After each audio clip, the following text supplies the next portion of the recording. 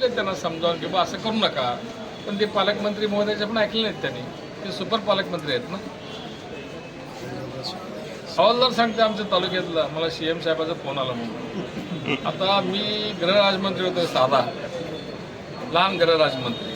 मी कधी हवालदारला फोन केला नाही. आता एवढं तर ते राज्याचे प्रमुख आहेत, मुख्यमंत्री आहेत, गृहमंत्री आहेत, ते कसं काय करतील? म्हणजे किती बनवाबनवी चालले, हे सगळं आम्ही CM साहेबाच्या कानावर काढणार आहे. सांगितलं सगळं, मंत्री महोदयांनी सांगितलं सगळं, आणि आम्ही DCM साहेबाच्या कानावर घातलं. परत आता DCM साहेबाकडे जायचं आहे, आमचे मुख्य नेते एकनाथ शिंदे साहेबाकडे. त्यांच्याकडे जाऊन CM साहेबाकडे जायचं आहे, वस्तुस्थिती सांगायचं.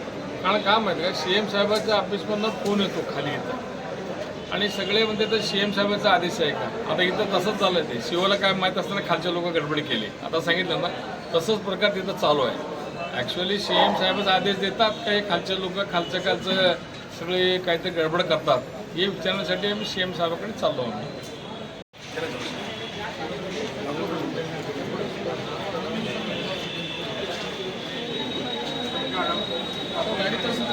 गाडी गेलो